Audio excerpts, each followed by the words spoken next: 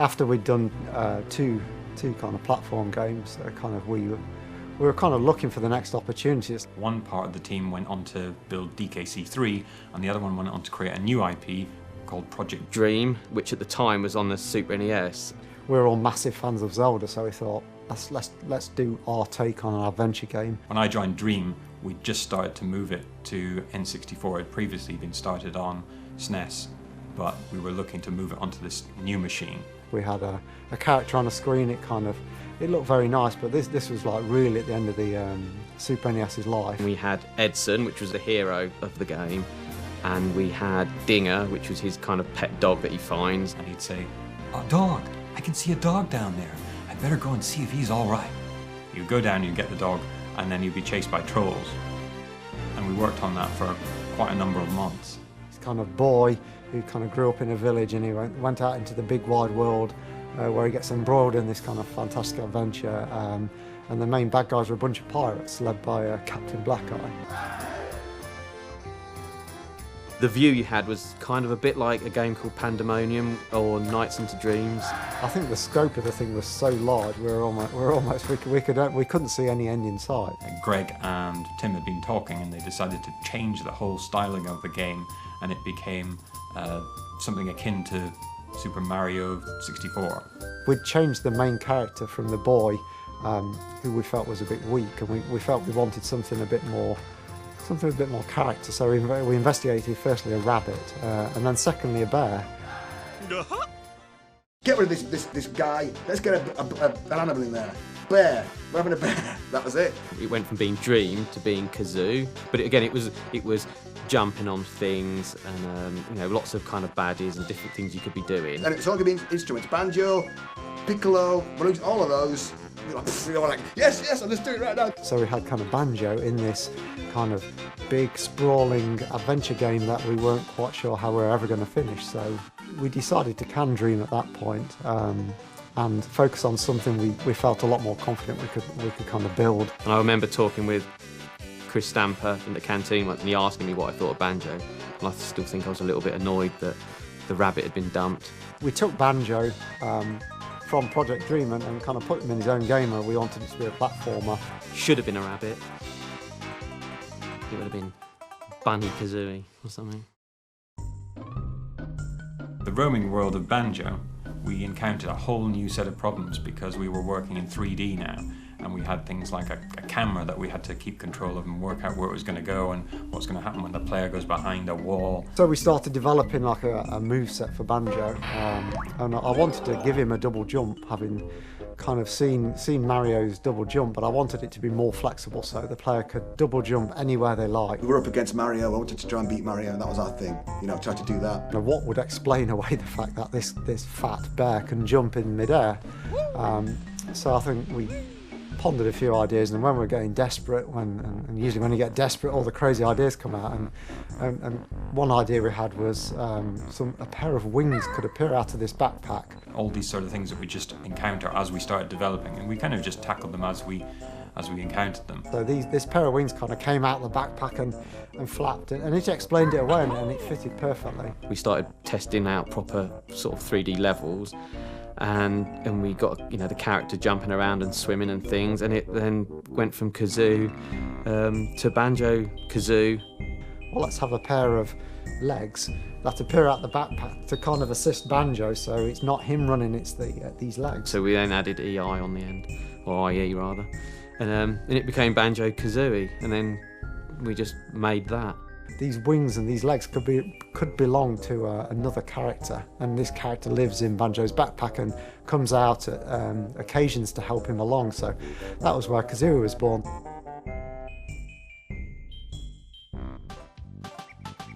It was probably the breakthrough moment, and then all the dialogue, the interjection between them, and Kazooie being sarcastic and adventurous, and Banjo being like kind of a bit dim-witted and slow. All of that was kind of came afterwards, and it was all literally just built on this wanting a double jump. We needed like a shaman character, and then it was really just down. We were just left to do, get on with it.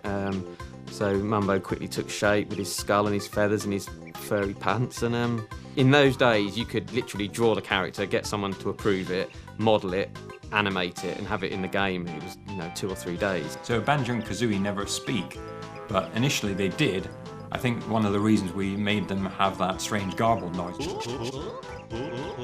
We realised that we were going to have to record so much speech, it was going to increase development time considerably. I did the voice of Mumbo, of course, Ikum Bokum. The voices for all the characters were just kind of different. A lot of them were Grant, but a lot of them were different people just kind of mumbling sort of different little phrases. The Ikum Bokum, I just played with it, it sounded good. So Ikum Bokum is made up of come and have a go if you think you're hard enough. So like I went got what I bought it got up like that, and I recorded myself doing that, and then I cut it up into pieces. When we'd been working on Dream, I'd been doing some of the voices for the boy, and then when he changed to the bear, Tim was looking for a noise. There are noises that he would make and words that he would say. So I did some of the voices for Banjo then, and then it transformed into the gargled noise at the end. So the Kazooie needed a special noise as well, and it needed to be separate from Banjo. It needed to be noticeably different. So we made her a much sharper noise because she was a Breagull. So that was why she was Bree.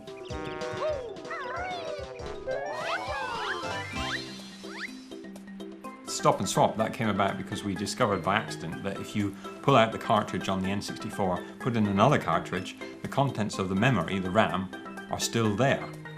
So we realised that we could use this to make a transfer of some information from one game into another. The idea was to either reward players for playing rare games, so it's like the more you play, the more you get rewarded, or like grab the cartridge, grab the other one in, and concern that people cartridges. Unfortunately, we didn't tell Nintendo because we didn't think they'd really need to know until towards the end. And then, of course, when we did tell them, they said that's not really going to work, and it's not guaranteed to work in all cases for the N64.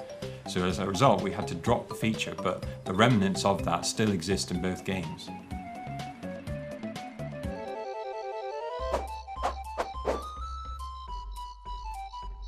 The game, I think, was well received. Again, another massive thing for me was to see Banjo at the top of the all formats charts in the UK. Yes, I think players appreciated the humour and the charm and the characters we managed to put into the world. When I see my son play Banjo-Kazooie, it's really heartwarming because it just feels right. It felt like almost every character you came across had a story to tell. Most of them were sob stories that you had to help out, so it's almost like Banjo was like an agony aunt going around fixing all these problems. So, like running around in Banjo was fun without doing anything. It was just fun to run around, I think they loved it, didn't they? What are you saying? It had all that magic about it. You could feel it. It was in the walls. I think it was just the whole immersive nature of the world, the fantastic music, the kind of just the charm of it was what elevated it from maybe just another 3D platform into something that kind of people remember.